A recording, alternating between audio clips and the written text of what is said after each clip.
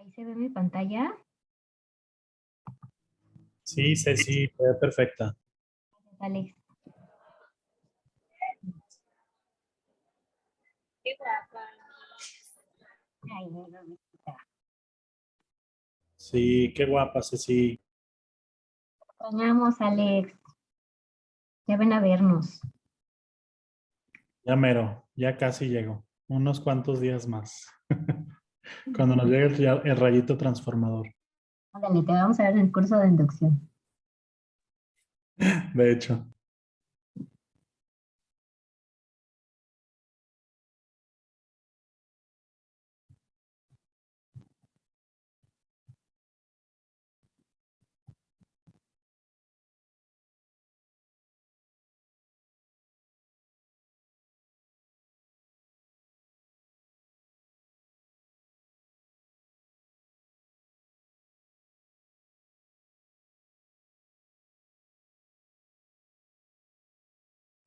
Lo va a hacer súper bien. La neta quedó súper padre la presentación.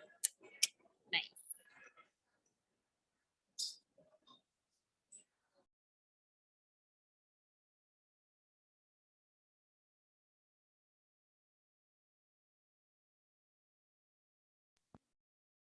Sin Ale y sin Carlita, aguantando en el GAP. Ya sé. A ver, habla.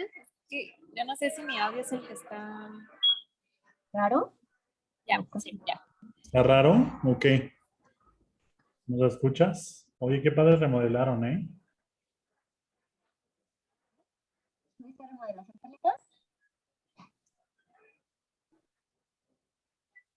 Creo que Así no no. te escucho, Ceci, fíjate. ¿Casi no me escuchas? Se escucha como un poquito de eco. La compu. A ver. Uy, ¿cómo? El eco de tu. Pero ahí se oye como más fuerte. Sí, ahora sí se escucha mejor. No.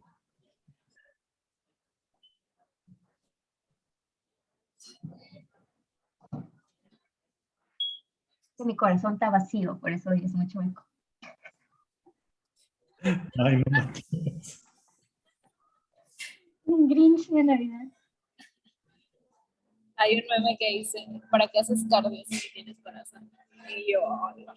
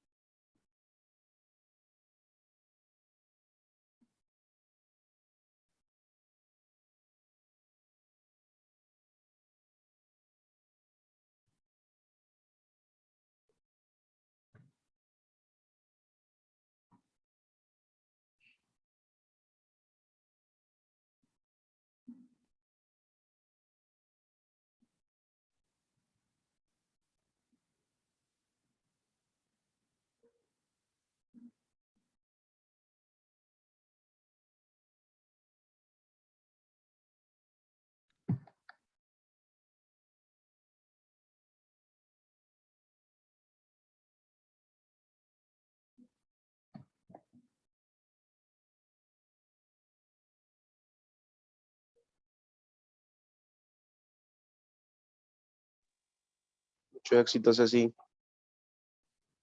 Gracias, Ubaldito.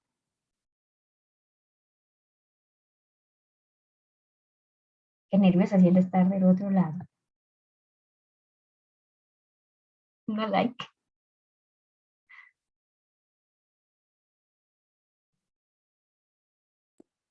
Ya contigo se acabaron las sesiones, ¿verdad?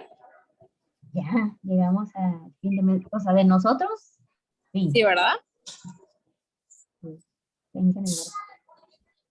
Hoy no han En dicho el febrero, otro. porque en enero no hubo el año pasado, ¿no? No, creo que no. Según yo no. No recuerdo, porque fue el corte y creo que ya no.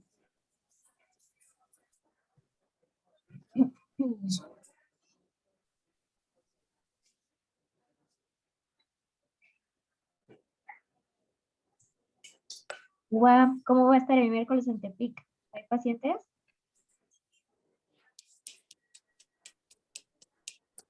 Waldo, Perdón, no te escuché. ¿va a ¿Dónde? haber pacientes el miércoles? Sí, va a haber. Todo normal. De hecho, Ah, supuestamente sí viene el máster, ¿no? no sé si Eso llegue. dicen los rumores. Puede ser. Pensé que no.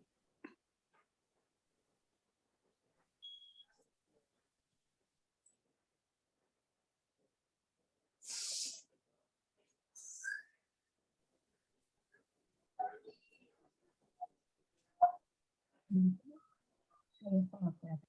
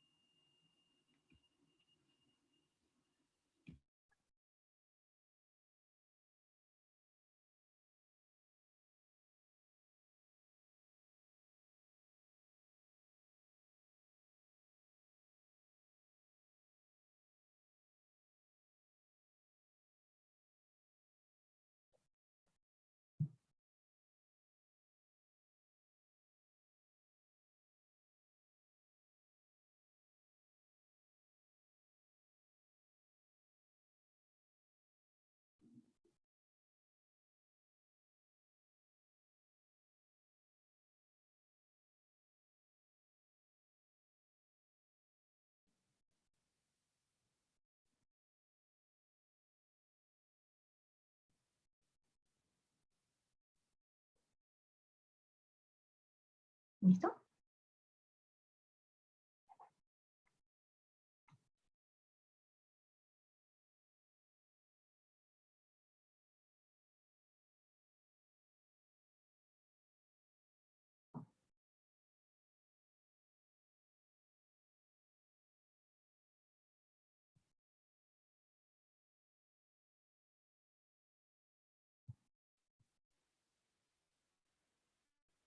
Hola, buenas noches. ¿Cómo están? ¿Cómo les fue la Navidad? Muy bien, doctor. ¿Me escuchan? Sí, sí, se oye, solo un poquito cortado, pero sí lo oímos bien. ¿Ya me escuchan ahí? Ya, Muy bien. ¿Podemos comenzar, Ceci? bueno, muy bien. Bueno, compañeros, buenas noches. Vamos a iniciar la última sesión del año 2021 y vamos a, en la noche de hoy, manejar un caso que llegó a la clínica.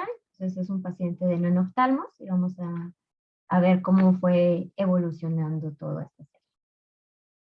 Mis tutores son la doctora Brenda Alegría García y el doctor Ricardo Chapa, que fueron los médicos que estuvieron a cargo de esta paciente, que afortunadamente y gracias a ellos salió adelante.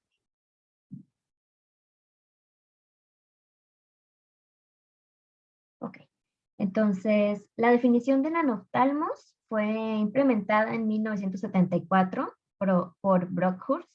Él definió a nanoftalmos como aquel ojito que tiene una longitud axial menor, entre 14 y 17 milímetros. Actualmente sigue sin darse un consenso exacto de la longitud axial del nanoftalmos, siendo diversos autores desde 14.4 hasta 20.5.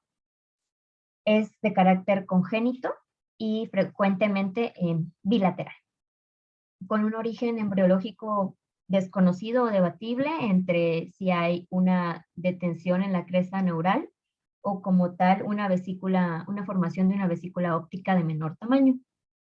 Y no hay un síndrome o malformaciones sistémicas como tal asociadas.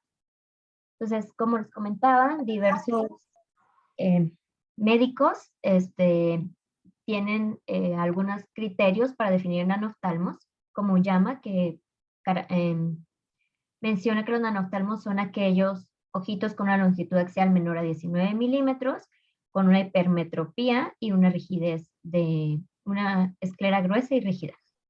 U es otro que es una hipermetropía también de un paciente con una longitud axial menor a 21, con un segmento anterior muy reducido y una pared en el polo posterior aumentada en grosor de 1.4 milímetros.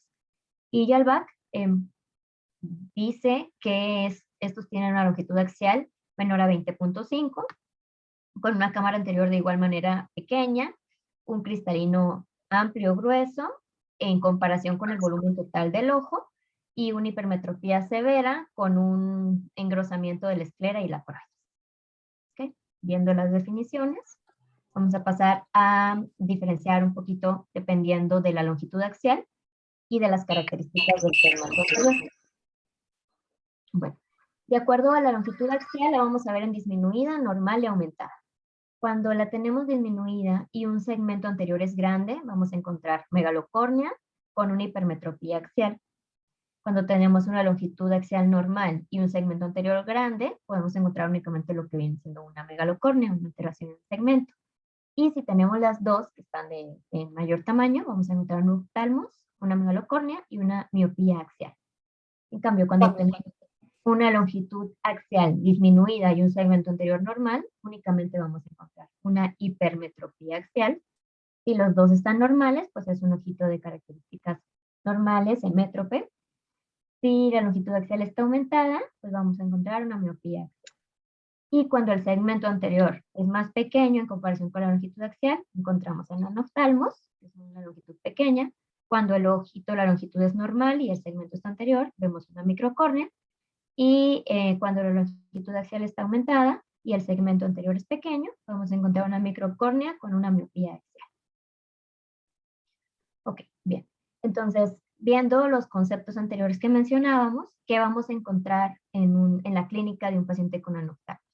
Un cristalino normal o aumentado de acuerdo a la longitud axial del paciente, una relación cristalino-volumen ocular mayor, una cámara anterior estrecha, una longitud axial corta, una hipermetropía axial, un diámetro corneal normal o disminuido y una esclera de grosor, de 2 a 3 comparación con 1, mayor a 1.4, 1.7 milímetros normalmente. Ok, entonces en esta imagen podemos ver representado esquemáticamente, aquí en la B, por ejemplo, como tal, la córnea de tamaño más pequeño. En esta parte en la C, una cámara anterior más pequeña. La D representado esquemáticamente un cristalino grueso, amplio, si se fijan con respecto a la imagen.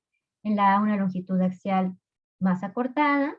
Tenemos también un engrosamiento de la esclera o de la coroides y una hipermetropía axial. Muy bien. Entonces, también podemos diferenciar de acuerdo a estos componentes en los ojos con más se pueden asimilar, serían los microoftalmos o nanoftalmos. Algunos autores consideran que un microoftalmo simple puede ser llamado también como un nanoftalmos. Entonces, un microoftalmo simple es aquel ojito o paciente que presenta una longitud axial menor a la media o 2 desviaciones estándar y que no tiene alguna otra alteración ocular. Todo es simétricamente más pequeño. Un microoftalmos complejo, vamos a tener una longitud axial también disminuida y va a haber algunas alteraciones oculares. En un microoftalmos anterior tenemos un segmento anterior más corto con respecto al segmento posterior que va a estar normal y vamos a tener las alteraciones en el segmento anterior. Un microoftalmos anterior relativo, tenemos una longitud axial mayor a 20 milímetros, que también es pequeño, pero no tanto, un white to white menor a 11 milímetros, o sea, está pequeña la córnea, y una profundidad de cámara menor a 2.2, sin anomalías oculares. En cambio, un microoftalmos posterior, la cámara anterior está normal y el segmento posterior es más corto. Entonces aquí vamos a encontrar una hipermetropía, puede haber un engrosamiento coroideo, pliegues retinianos, pudiera haber efusión nubial, también por estos pliegues, un pseudopapiledema, incluso agujeros maculares. Y en un nanoftalmos, que es a lo que nos abocamos en el tema, vamos a encontrar una longitud axial, como ya vieron, desde 14 hasta 19, 20.5 milímetros, que se acompaña de hipermetropía. Puede haber microcórneas, cámara anterior estrecha, engrosamiento escleral y coroideo, una relación del cristalino con el ojo aumentada, con mucho riesgo de un glaucoma de ángulo cerrado por la cámara anterior tan estrecha y el riesgo también de fusión nubial.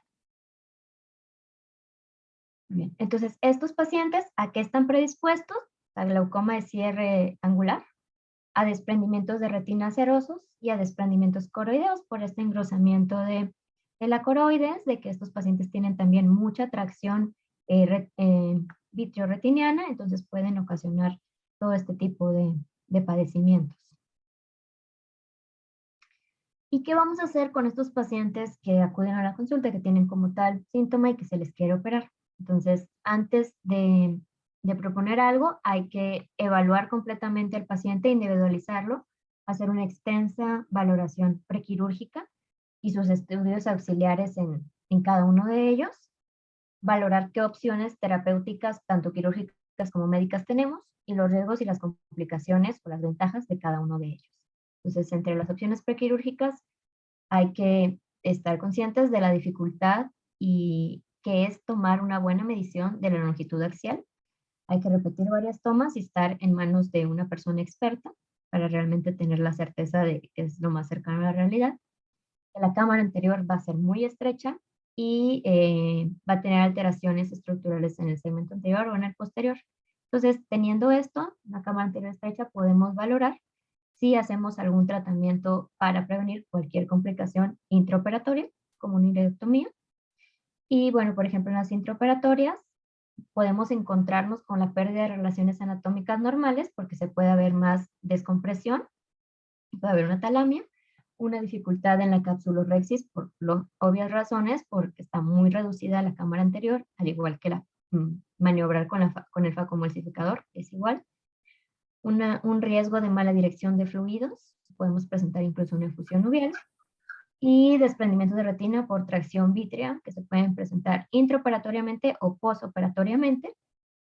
Y otra de las complicaciones posoperatorias que podemos encontrar es la descompensación endotelial, ya sea por no haber valorado exactamente nuestro grosor de la cámara estrecha, y también por el facomulsificador, o hay técnicas que se usaban que se ponía, como no hay lentes que tengan tanto grosor tan fácil de adquirir en el mercado. Anteriormente se usaba la técnica del piggyback. Entonces, de por sí son cámaras anteriores bastante estrechas, entonces poniendo un lente en bolsa y otro lente en cámara anterior, pues la descompensación endotelial era muchísimo más alta. Ok, entonces, ¿qué pedir a cada paciente para tenerlo todo preparado? Pues básicamente es una batería de estudios amplia que en ellos nunca va a estar de más.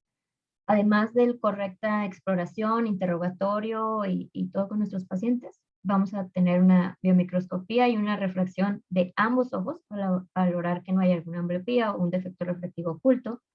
Las queratometrías de nuestros pacientes, que de por sí son ojitos peculiares, con algunas anormalidades, hay que tenerlo muy bien en cuenta. La paquimetría corneal y la microscopía especular para no llevarnos más sorpresas de las que ya tenemos con la córnea. El diámetro corneal, la profundidad de la cámara anterior, el espesor del cristalino, la profundidad de la cámara vítrea de igual manera, o ver si hay alguna atracción o alguna sorpresa en el polo posterior, el grosor escleral y el cálculo de lente, que va a ser de vital importancia.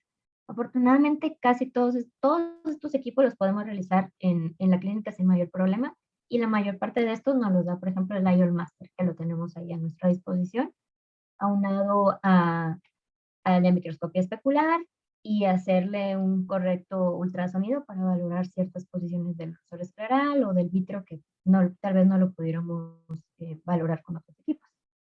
Muy bien, entonces hay que apoyarnos de un muy buen cálculo de lente, considerar las fórmulas. Actualmente se usan las fórmulas de tercera generación para estos pacientes. Y de ser necesario, repetir los estudios para corroborar, como son longitudes axiales que no somos tan comunes de ver, pues corroborar que estemos en lo más cercano a la calidad, una calidad buena visual del paciente. Ok.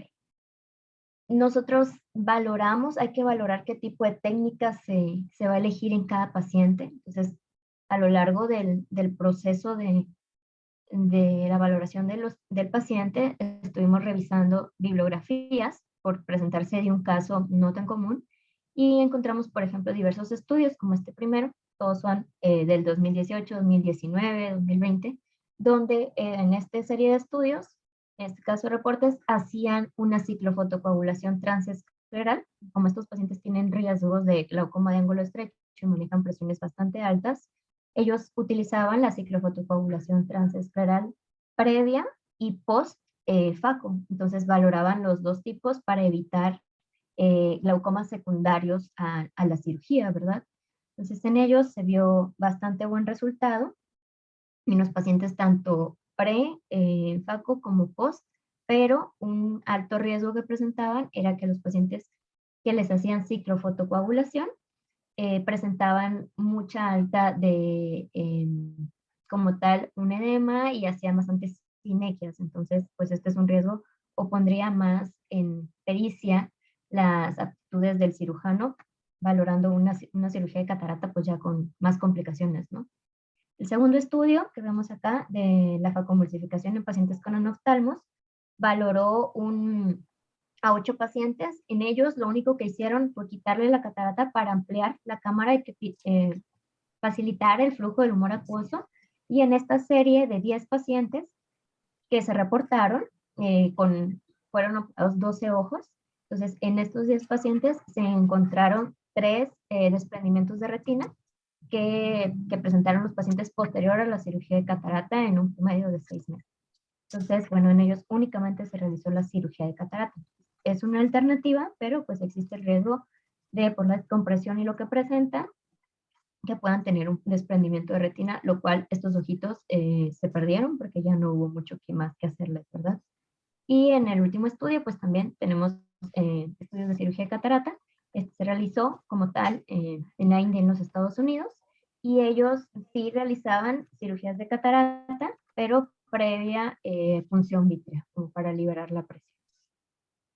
Okay. Otros estudios que también vale la pena considerar es este estudio de 2017, que es un estudio clínico retrospectivo donde se evaluó a pacientes de cámaras anteriores pequeñas, de nanoftalmos, en los cuales se usó una punción vítrea para liberar extensión y profundizar la cámara anterior, en los cuales de estos fueron 26 ojos, de los cuales únicamente 2, o sea 24, con una sola punción vítrea, se amplió la cámara anterior y pudieron realizar la FACO sin problema, pero los otros 2 fueron necesarias 2 punciones vítreas para que tuviera suficiente control de la cámara anterior los cirujanos.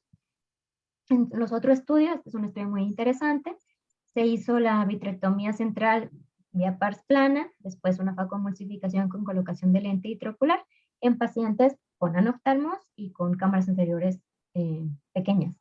Entonces, en estos pacientes se operaron 89 ojitos, de los cuales no se presentaron complicaciones de desprendimientos de retina, solo una ruptura de la cápsula posterior, la cual fue resuelta intraoperatoriamente. Entonces, este es el que nos daba como un poquito más de inclinación hacia dónde va la terapéutica actualmente. Y por último, un estudio más de cirugía de catarata. En donde los pacientes se veían los resultados y las complicaciones. Los resultados son muy similares, les va bastante bien, pero tienen riesgos, como cuáles fueron las complicaciones, como iritis, hemorragias coroideas, tisis, maldirección del humor acuoso, hasta desprendimientos de retina esclerosos y traccionados. Entonces, en estos pacientes hubo que hacer posterior de la FACO o durante la FACO para evitar esclerotomías que no fueron planeadas, tratamientos con láser para el control del glaucoma de manera posterior, una trave, la cual es bastante difícil y complicada en ojos con anoftalmos, porque todas las estructuras están pues, fuera del lugar anatómico que se conoce, entre otros tipos de tratamientos. Ok, entonces, ¿qué es la importancia de todos ellos, de estos pacientes? Hay que prevenir. La prevención antes de someternos a una cirugía es lo más importante. Si tenemos un riesgo de un cierre angular, pues hacer una iridotomía profiláctica o bien, en su caso, una iridectomía quirúrgica en el mismo tiempo o una trabeculectomía, como tal descrita, pero con el riesgo que ya les mencionaba de que todo está pues fuera de dimensiones o está más pequeño. Si hay un engrosamiento esclerocoroideo, pues hacer esclerotomías profilácticas. Y si tenemos problemas como tal de la transparencia corneal, que no sea una descompensación, pues durante la cirugía podemos hacer una desepitelización corneal. Okay. Entonces, una vez que vemos esto, vamos a pasar al caso clínico. Esta fue una paciente que acudió a la clínica el 9 de marzo, una paciente femenina de 35 años, de ocupación maestra. Su motivo de consulta era que acudía a valoración por disminución de la agudeza visual de manera progresiva. Antecedentes serofamiliares, su madre tenía únicamente hipertensión y cáncer de mama, personales patológicos negados, perinatales negados completamente, sana, y como antecedentes oftalmológicos, ella tuvo un glaucoma primario de ángulo estrecho en ambos ojos, en el cual le realizaron unas iridotomías periféricas en ambos ojos 2 años atrás. A la primera visita, en la agudeza visual sin corrección, la paciente veía en su ojito derecho cuentadedos a 2 metros y en el ojo izquierdo cuentadedos 1 metro, lo cual no mejoraba con el estenopeico. Con corrección de más 13,75 y menos 1,25 de cilindro, ella mejoraba 20,100 en el ojo derecho y en el ojo izquierdo 20,80 con más 14 de esfera y menos 0,50 por 64 de cilindro. Entonces realmente pues su agudeza visual era bastante mala. Su biomicroscopía, encontramos en el ojo derecho anexos oculares sin alteraciones, una conjuntiva hiperémica, pues realmente que nos resalta a la vista, pues su cámara anterior estrecha, era muy pequeña, Van Herrick de 1, un iris prácticamente por gonioscopía era de 0 y 1, un iris con una iridectomía a las 10, la pupila reactiva y un cristalino claro. En el ojo izquierdo, de igual manera, la conjuntiva estaba hiperémica, su misma cámara muy estrecha, un iris con una iridectomía al meridiano de las 2, una pupila reactiva y un cristalino claro. La presión intraocular de esta paciente estaba en 44 milímetros de mercurio en el ojo derecho y 49 en el ojito izquierdo. Y en el fondo del ojo encontrábamos un vitro claro, un nervio óptico pálido, no de características muy normales, pero lo que se veía eran bordes regulares, bien definidos, con una excavación de 0,9, mácula con brillo foveal y retina aplicada. Y en el ojo izquierdo, mismas características del nervio óptico, pero con una excavación de 0.7 y su retina aplicada. Entonces, se le da tratamiento en esta primera consulta, se le deja Tripligan cada 12 horas y la interconsulta con el servicio de glaucoma de manera urgente. Entonces, el 10 de marzo, ella va al servicio de glaucoma, en el cual ya traía una presión de 30. Cabe destacar que la paciente no refería dolor, o sea, solo se quejaba de su ojito rojo y que siempre lo tenía así, con estas presiones altas. Entonces, su presión intraocular, cuando acude al servicio de glaucoma, ya estaba en 30 en el ojo derecho y 32 en el izquierdo. Entonces, se deja triple terapia, Critantec cada 8 horas y Monolotan cada 24 horas. Entonces, semanas después, acude al control de la presión intraocular, encontrándose en el ojo derecho aún una presión de 20 milímetros de mercurio y en el ojito izquierdo de 13 milímetros de mercurio. Entonces, platicando con la paciente, se propone el tratamiento de que pese a que el cristalino es transparente o claro, pues la presión intraocular no estaba cediendo, sus iridotomías estaban patentes, su presión estaba al máximo, entonces se va platicando con ella para proponerle un tratamiento quirúrgico para ayudarle al control de la presión, pues por su antecedente de glaucoma. Entonces, a la paciente le hacemos todos los estudios que anteriormente les comentaba. Entonces, aquí le pudimos hacer un cálculo, un Ironmaster, en el cual encontramos una longitud axial de 16.19, o sea, un ojito bastante pequeño, con una profundidad de una cámara anterior de 2.25 milímetros, un cristalino de 4.42, o sea, un cuarto del volumen total del ojito, un white to white de 11.5 milímetros, y eso es con respecto al ojo derecho, y en el ojo izquierdo encontramos 16.19 milímetros, 2.16 de cámara anterior, un cristalino, un grosor de cristalino de 4.43 y un white to white de 10.9. Entonces, obviamente los cálculos de lente que nos salían, esto se repite muchas veces, eran de más 46 el lente, más 48, o sea, eso era un ojito sumamente pequeño.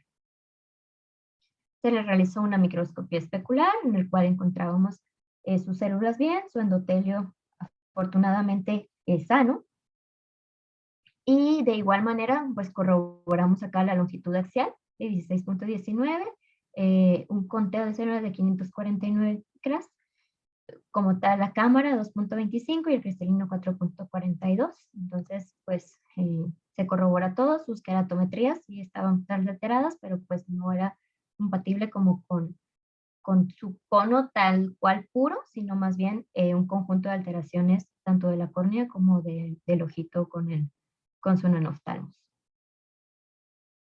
Esta es una imagen de un ultrasonido, que no, bien, si no es el del paciente, es un esquemático, en el cual podemos ver un ojito bastante pequeño, un vítreo claro, el cristalino de características normales, pero bastante grandes con respecto a la longitud axial completa del ojo, y una esclera de características engrosadas. En el ojo derecho, la imagen A, y en el ojo izquierdo de características muy, muy similares. Entonces, eso es lo que tenemos que buscar en un paciente. Bien, entonces, ¿qué se propone a la paciente? El plan quirúrgico, como primera opción, una cirugía de facomulsificación más colocación de lente intraocular en ambos ojos para más que visión, que sí, en su caso ayudaría mucho por la alta graduación que ella maneja, también para el control de su presión, que es lo que ahorita nos estamos abocando y le afecta mucho. Puede combinarse o no con una vitrectomía, que ya vimos los estudios que es lo recomendable, y una ciclofotocoagulación transescleral previa o posterior a la cirugía. ¿Okay? Entonces, esos fueron los tratamientos que se le manejaron a la paciente, que puede estar y estaba consciente de que después de su cirugía de catarata, aunque esté la cámara anterior ya más amplia, pudiera requerir otro tipo de tratamiento adyuvante para el control de su presión. Okay. Y bueno, aquí les pongo unos pequeños videos en el cual este médico de aquí nos ejemplifica una cirugía de un nanoftalmo, cómo se realiza. Hola, yo soy Rafael Castañeda Díez. En esta ocasión hablaremos de nanoftalmos. Para prevenir complicaciones es necesario realizar una esclerectomía a 3.5 milímetros de línea mediante un crescent y un esclerotomo. Estas se dejan abiertas y pueden realizarse en los cuadrantes temporal, tanto superior como inferior. También es necesario ampliar la cámara anterior mediante una pequeña vitrectomía. Esta puede realizarse entre 2.5 y 3 milímetros de limbo y se obtienen 0.02 centímetros cúbicos de vitrio. Es algo muy rápido, pero ayuda a profundizar la cámara. La facomulsificación se hace de forma lenta. Siempre es importante evitar las descompresiones bruscas de la cámara, lo cual antes de sacar cualquier instrumento se puede usar viscoelástico y realizar una hidrectomía. Yo soy Rafael Castañeda 10. Si les ha gustado este video, denle like. Bueno,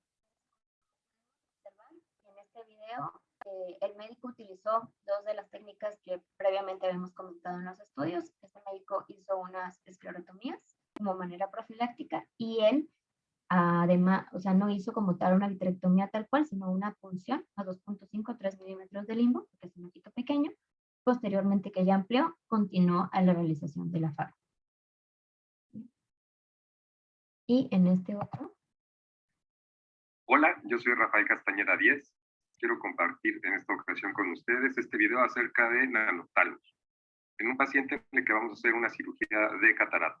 Los pacientes con nanoftalmos son pacientes que pueden complicarse mucho, pueden hacer hemorragias expulsivas durante el procedimiento de FACO o pueden también hacer glaucomas por mala dirección del humor acuoso en un postquirúrgico temprano. Una forma de evitar hemorragias o exudación de la coroides es hacer una esclerotomía. Esta esclerotomía se hace a 8 milímetros de limbo, como ustedes pueden ver, y se hace de espesor completo.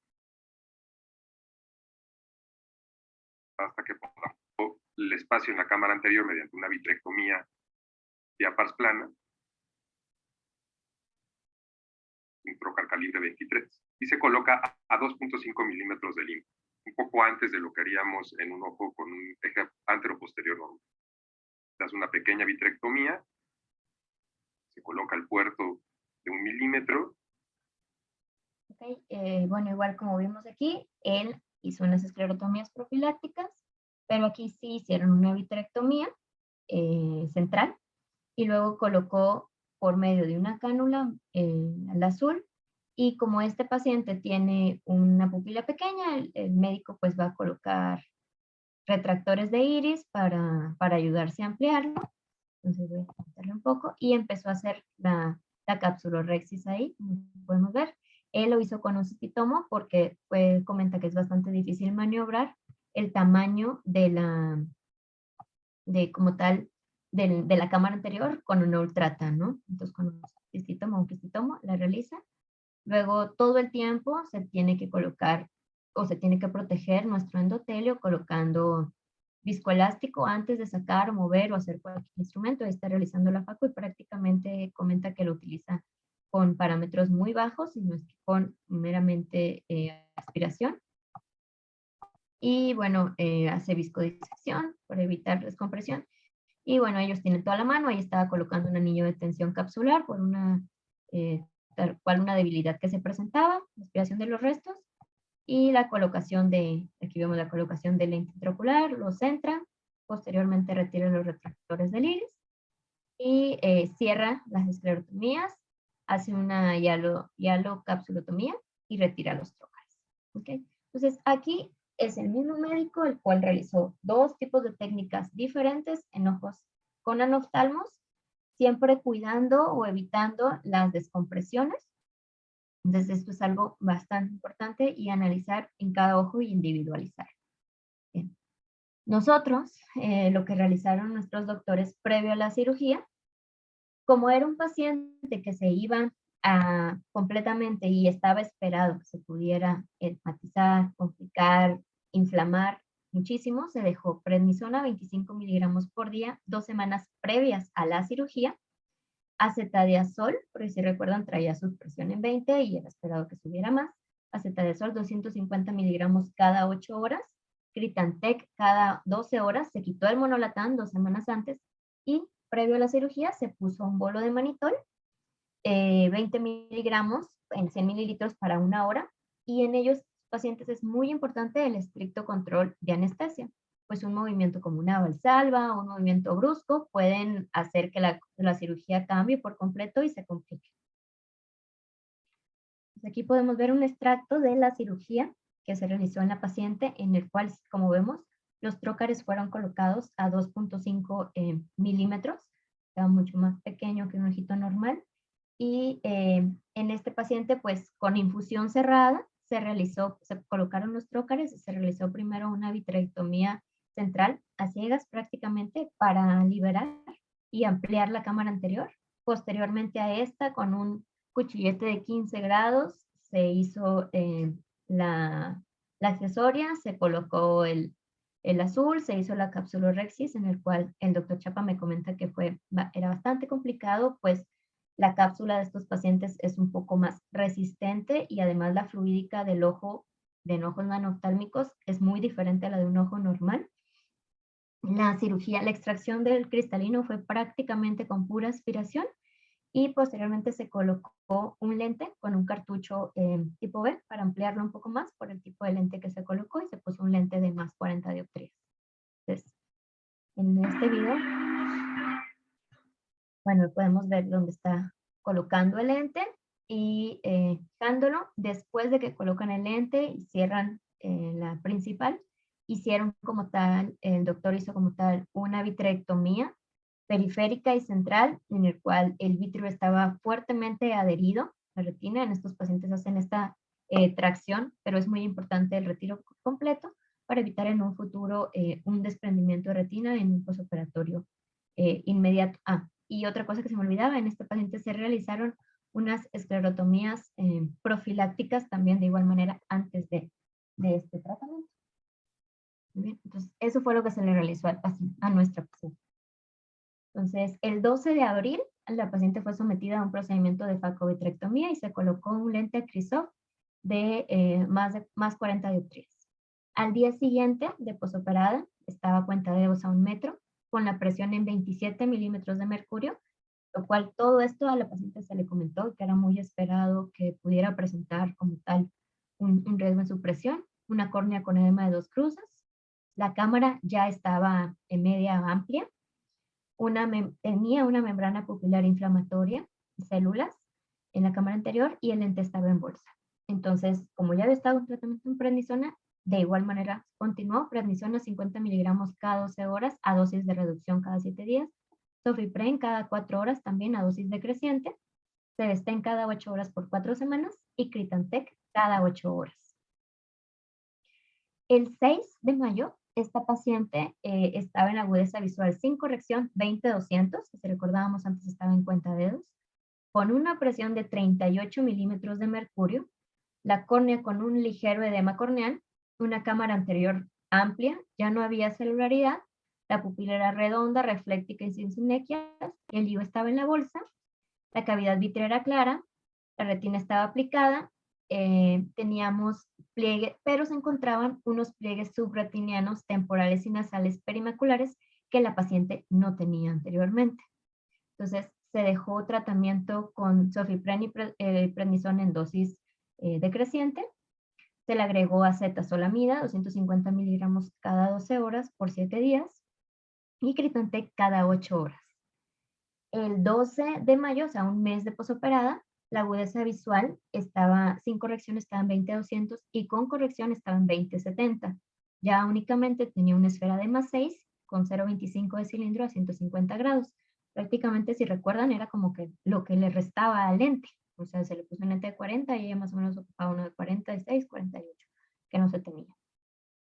Una presión intraocular bastante más reducida de 27 milímetros de mercurio, con una córnea clara, una cámara anterior amplia, la pupila redonda con sus reflejos presentes, un lente intraocular in situ con fimosis de la cápsula. Recuerdan, se le hizo una capsulotomía de 5 milímetros, pequeña, y el fondo de ojo seguíamos presentando estos pliegues subretinianos. Esta paciente ya no tenía esteroides y se le deja únicamente Critantec cada 8 horas.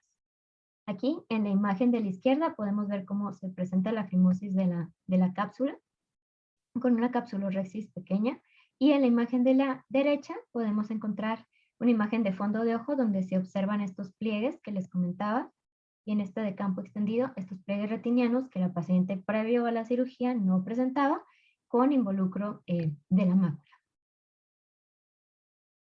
Okay, entonces, como ya se había platicado con ella de un posible tratamiento con láser para bajar el control de su presión, a ella se le realizó una ciclofotocoagulación transescleral, la cual la realizó la doctora Brenda Alegría para el control de la presión intraocular de los pacientes. Esta es bastante rápida y les ayuda muy bien a los pacientes. ¿Okay? Entonces, a esta pacientita el 7 de julio se le realizó una ciclofotocoagulación transescleral con láser, con sonda M3 revisada, con una técnica de cuadrantes, y utilizaron 2.600 millijoules en un tiempo de 80 segundos. Al día siguiente del tratamiento, la presión de la paciente estaba mucho mejor, estaba en 19 milímetros de mercurio, con una conjuntiva hiperémica, como suelen estar estos pacientes, con la córnea con QPS. En la cámara anterior había bastante inflamación, había célula de 3 cruces, iris con sinequias posteriores, como ya habíamos visto previamente en los estudios que podían presentar, y el lente estaba en bolsa. Entonces a esta paciente se le dejó TP cada 8 horas para romper este espasmo de las sinequias, prednisolona cada 4 horas, meticorten de 50 miligramos cada 24 horas y tialosduo cada 2 horas junto con su suplitamento. A las 2 semanas, la presión de la paciente estaba en 15 milímetros de mercurio, su conjuntiva estaba hiperémica, de igual manera la córnea con menos QPS, solo había ya células en trazas en la cámara anterior, el iris persistía con las sinequias posteriores y el lente se encontraba en la bolsa. Entonces, la prednisolona y el meticorten fueron bajándose en dosis reducción, el Critantec se le dejó cada 12 horas y el tialosduo cada 4. Y el 13 de septiembre, esta paciente a las 10 semanas de la ciclofotocoagulación y a los 5 meses de la facovitrectomía tenía una presión intraocular de 16 milímetros de mercurio, una agudeza visual con corrección de más 6 dioptrías de 20-50, en la biomicroscopía tenía una conjuntiva crómica, córnea clara, tiempo de ruptura de película lacrimal de 7 segundos, la cámara anterior no tenía células y estaba formada y amplia, el iris tenía sinequias posteriores, el lío estaba en bolsa con la fimosis de cápsula, pero esta paciente únicamente estaba con elíptica cada 12 horas y ya va cada 8 horas. Esta paciente fue citada a los 3 meses para su revisión subsecuente y en enero se piensa ver para la programación de la cirugía y de todo el tratamiento del ojito izquierdo. Entonces, esta es una paciente que fue valorada por varios servicios multidisciplinarios para llevar a cabo las técnicas que mejor se adecuaran a sus características del ojito anatómicas y que le pudieran dar un mejor pronóstico de calidad visual. Bien. Entonces, pues hasta ahí, no sé si la doctora Brenda y el doctor Chapa quieran apoyarnos en cuanto al tratamiento y cómo fue llevar la evolución del paciente. Hola, buenas noches a todos. Primero el doctor Arana, tenemos comentarios aquí en el chat. El doctor Arana, no sé si nos está escuchando, dice que tuvieron en Mazatlán un caso parecido, ellos les pusieron piggyback, pero me gustaría saber cuál era la longitud axial de la paciente y también, doctor, me gustaría saber cuál era el diámetro de la cámara anterior, o sea, cuáles eran las condiciones de su paciente.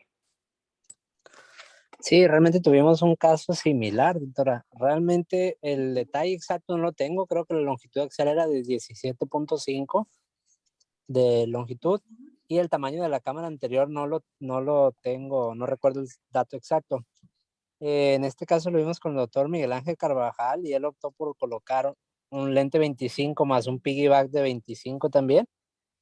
El detalle es que en el ojo derecho tuvimos un coroideo y la diferencia entre ojo derecho y ojo izquierdo, que se hicieron los dos ojos el mismo día, fue el bloqueo.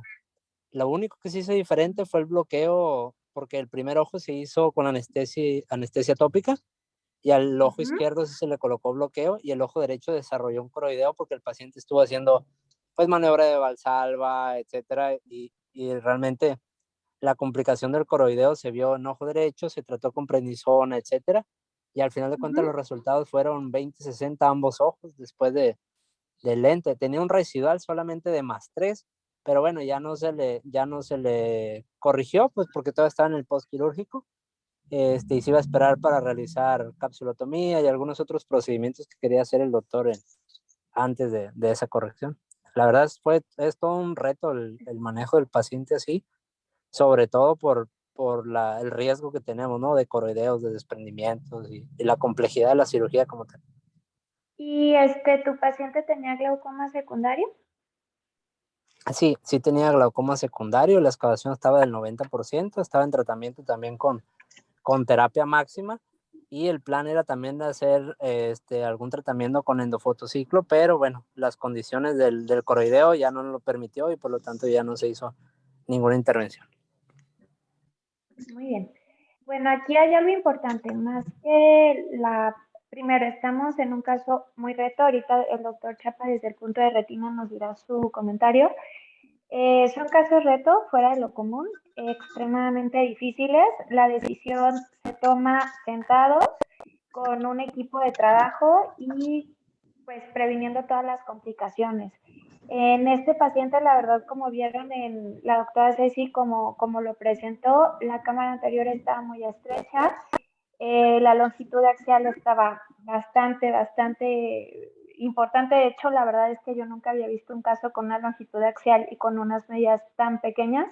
Entonces, se consideró en su momento hacer un piggyback, pero por las cuestiones estructurales del ojo, la verdad es que no lo preferimos.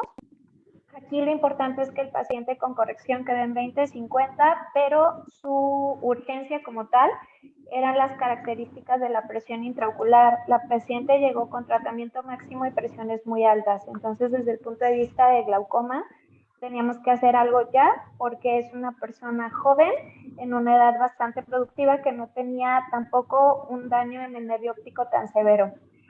Aquí, fuera de su pronóstico visual, la urgencia también era el pronóstico o el controlar la presión intraocular con las menores complicaciones postquirúrgicas posibles. Es un reto. La verdad es que cualquier decisión que tomen, si la toman sentados y si la toman con tranquilidad, apoyándose de sus compañeros, creo que es la mejor estrategia. Ok, se le pudo haber puesto un piggyback, pero las condiciones estructurales de la cámara anterior y la longitud axial eran muy comprometedoras porque tenía mucho riesgo de un excesivamente alto, un glaucoma maligno, y de ahí no nos iba a sacar nadie. Apoyando también la idea del doctor Sevilla, ¿no? Hay que sentarnos a pensarlo bien en las posibles complicaciones de esta paciente. La paciente, lo bueno es que estaba muy consciente, entró totalmente consciente de lo que íbamos a hacer, y de primera intención íbamos a hacer una FACO, y después decidió el doctor Chapa una facovitrectomía, que ahorita le voy a dar la palabra a él.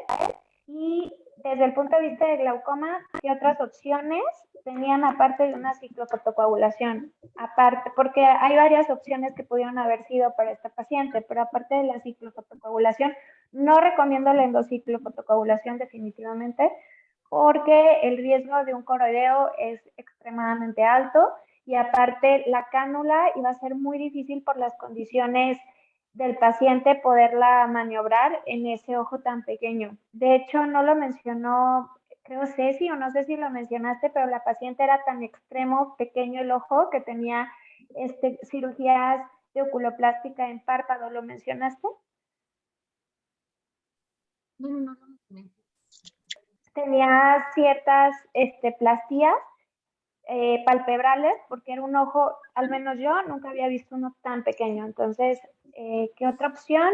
El doctor Sevilla menciona una facotrave, Alejandro, y una trave. En mi opinión, la trave es extremadamente arriesgada. Si bien está bien su respuesta, porque sabemos que para glaucoma tenemos varias opciones, es extremadamente arriesgada, sobre todo una hemorragia expulsiva. Por lo tanto, yo, desde mi punto de vista, creo que no lo haría. si bien se puede hacer, como en todos los pacientes se puede hacer una trabeculectomía, creo que mejor le recomendaría, si queremos una filtrante, creo que una esclerectomía profunda no perforante. ¿Sí la han escuchado? La EPNP, que es una esclerectomía profunda no perforante, en vez de una trabeculectomía para esta paciente y definitivamente combinada. Recuerden que el cristalino era el que estaba comprometido, o sea, si el cristalino no era tan grande, pero era un elefante para este ojo. Entonces el punto es favorecer la dinámica del humor acuoso quitando el cristalino. Entonces el cristalino se iba porque se iba, pero con Trave la verdad es que el riesgo era extremadamente alto. ¿Alguien más tiene alguna opinión? Arroyo y Sevilla, más o menos esa es mi opinión conforme a la opción de trabeculectomía. Preferiría una esclerectomía profunda no Me perforante. gustó bastante el manejo que le dieron para ampliar la cámara anterior antes de meterla a operar. Me pareció muy, muy buena idea. Dejarle manitol y acetadazol. Y no creo que deberíamos hacerlos con la gran mayoría de los pacientes para ampliar la cámara anterior y para estar más seguros, ¿no? Durante la cirugía. Ese comentario es el que quería que llegaran. Muchas gracias, Gustavo, de verdad. El paciente tenía que tener una preparación prequirúrgica. Si se fijan, la preparamos con esteroides prequirúrgicos y definitivamente la preparación con manitol iba. Si no, estuviéramos hablando de otra cosa o de otro pronóstico. El paciente se debe de poner manitol. Y aquí dijiste algo interesante. ¿En qué pacientes tú recomendarías utilizar manitol prequirúrgico? Que no tengan anoftalmos. Referente a tu comentario. Cámaras estrechas. Definitivamente. ¿Y longitudes axiales menor de cuánto? Menor de 22. Exacto. Yo sí lo recomiendo. Definitivamente en todos los pacientes que tengan longitudes axiales menores de 22 y o cámaras anteriores pequeñas como los glaucomas primeros de ángulo cerrado. Yo sí les recomiendo, aunque el paciente no tenga glaucoma, que ustedes entren con una cirugía segura. Es lo que llamamos en glaucoma cirugías seguras. Y definitivamente eso les saca de muchos apuros. Es mi opinión, muchos segmentólogos y glaucomatólogos lo hacen así. Obviamente lo hicimos con este paciente. Doctora, buenas noches. ¿Qué pasó? ¿Tienes? Arroyo. ¿Qué tal? Buenas noches a todos. A mí me gustaría preguntar, ahorita usted habló acerca de la descompresión súbita. Tomando en cuenta que este paciente se preparó, se dio manitol, se dio acetazolamida, se dio triple terapia, se suspendió el análogo, ¿se tomó la presión antes de iniciar la cirugía? O sea, como para pensar en qué tanto pudo haber sido el riesgo de una descompresión súbita en el momento, o sea, pensando en una opción quirúrgica de una esclerotomía no perforante o incluso una trave. Mira, esta paciente, ahorita sé si tiene el dato, si Con se eso tomó se antes, disminuyó el riesgo, pero ¿no? aquí lo importante es que te ubiques que no es un paciente con consideraciones anatómicas normales. Fuera de la descompensación brusca en una trabeculectomía, que pasa obviamente en todos los pacientes, aquí lo importante es las condiciones anatómicas de un ojito. Acuérdense que la esclera está extremadamente gruesa, el riesgo de coroideo es extremadamente alto y de una hemorragia expulsiva también. Estoy hablando de las consideraciones anatómicas de esta paciente. No son consideraciones anatómicas, recuerda que estás ante una variable anatómica. Así yo le diera triple terapia, así yo le diera lo que le diera, las consideraciones anatómicas era que había una alteración de la dinámica del humor acuoso justamente por el cristalino.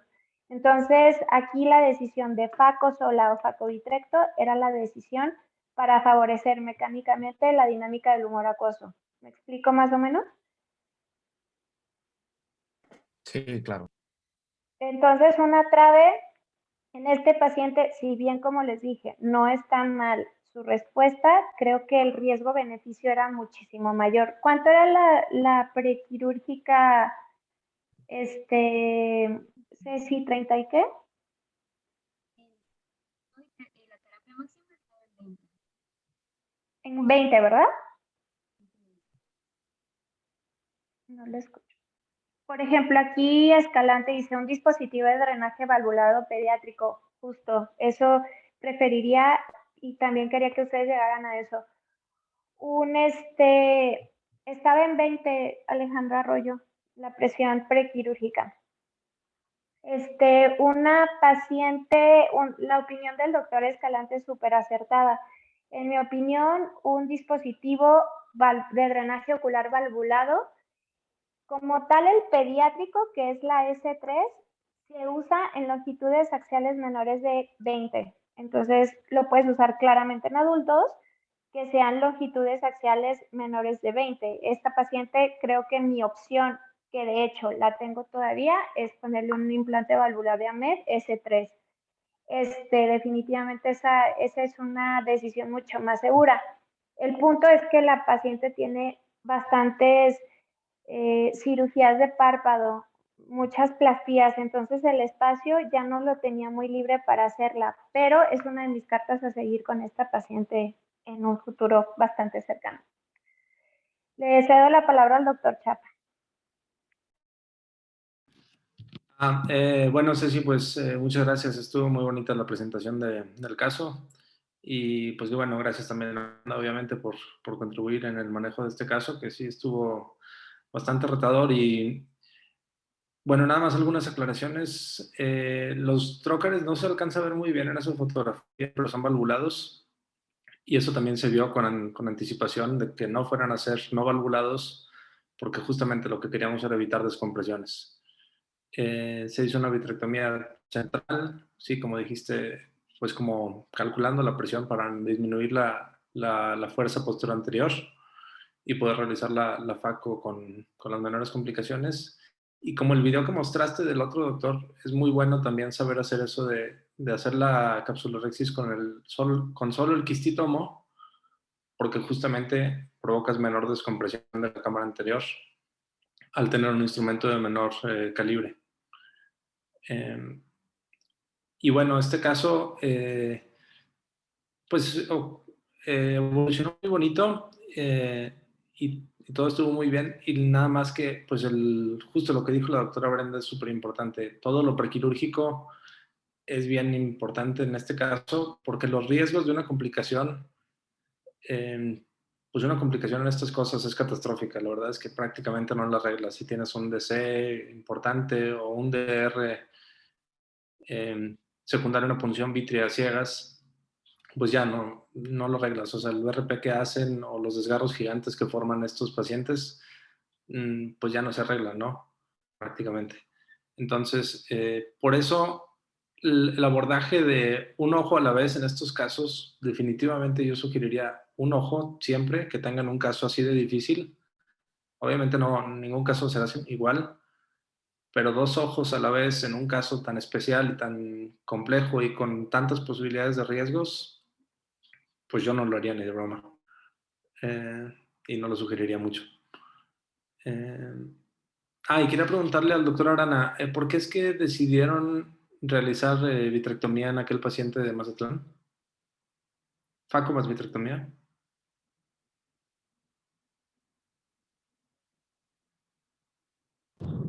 Se realizó vitrectomía, doctor. Se hizo una ruptura de la cápsula posterior y se hizo vitrectomía central. Ok. Entonces, ese fue el motivo por el que no se colocó, por el que una de las cirugías se decidió hacer como tópica y la otra sí se hizo con bloqueo, ¿no? Sí, el plan original era hacer tópica nada más la cirugía con un piggyback, pero en el momento de entrar, bueno, había mucha presión posterior, entonces el doctor decidió hacer la ruptura capsular con el vitrector y hacer vitrectomía central para ampliar un poco la cámara, colocó el lente en bolsa y después colocó el piggyback. Eso fue en el ojo derecho. De hecho, hizo la vitrectomía anterior, puso el lente en bolsa y justo al poner el lente en bolsa hizo el coroideo del ojo derecho. Entonces inmediatamente se tuvo que cerrar y no se le pudo poner el piggyback en ojo derecho. El ojo izquierdo se puso bloqueo, ya se planeó la vitrectomía, poniendo puertos, etcétera. y ya pues a la cirugía fue exitosa en el ojo izquierdo. Al mes se hizo el piggyback del ojo derecho, ya se había resuelto el coroideo y el paciente estaba con muy buena agudeza visual, pero no estaba planeado originalmente como facovitrectomía. Ah, súper, no, pues qué bueno y felicidades porque tuvieron pues buena evolución en ese caso, porque seguramente se escucha como que también estuvo muy difícil. Y pues bueno, nada más, muchas gracias, Ceci, no sé, ¿qué más? ¿Alguien tiene alguna otra pregunta?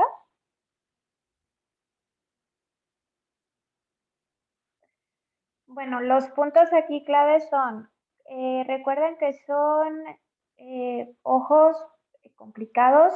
La verdad es que la cirugía de facovitrectomía fue complicada.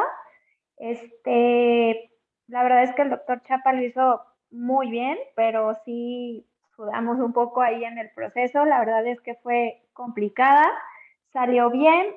Ahora, alguien no me ha preguntado, que creo que también es importante, por qué decidimos la ciclofotocoagulación posteriormente al procedimiento.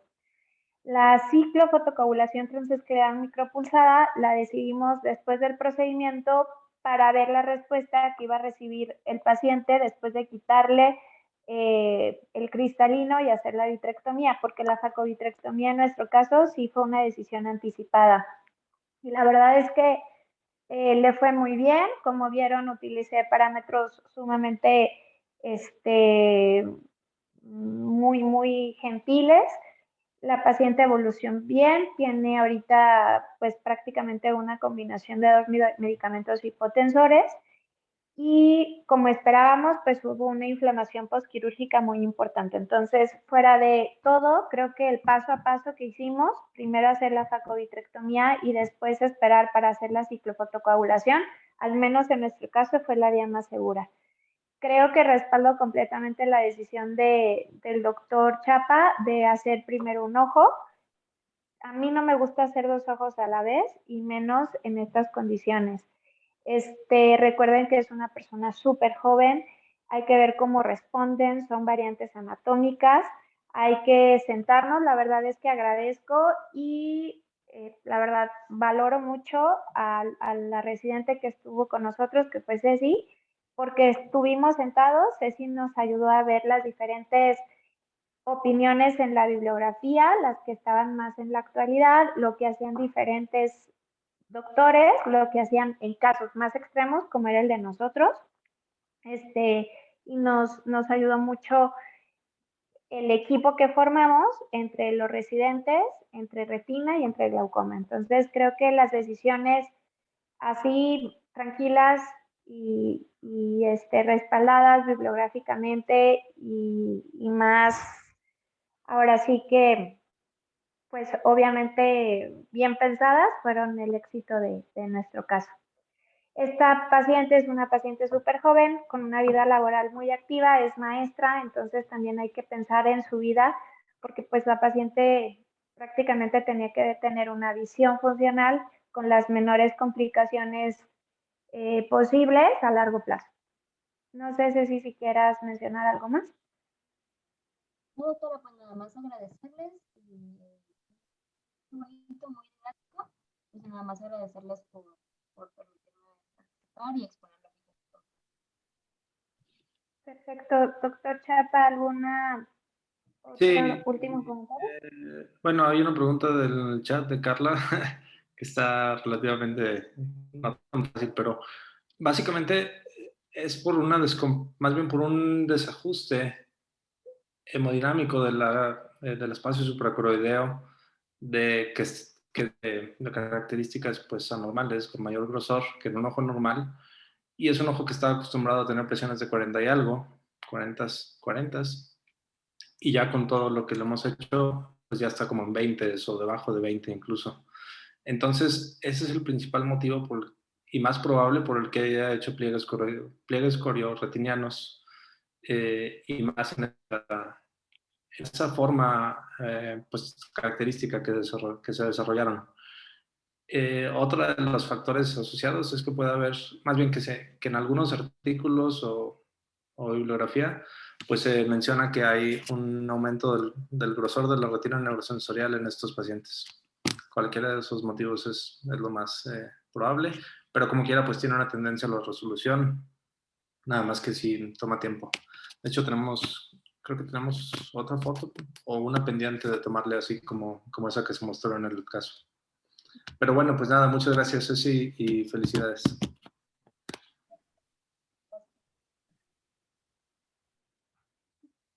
Listo, entonces que tengan todos felices fiestas y feliz año nuevo. Nos vemos, cuídense mucho. Bye, feliz año. Bye. Feliz año. Felicidades, Ceci, muy bonito. Felicidades, Ceci. Felicidades, Ceci, buena clase. Felicidades, Ceci.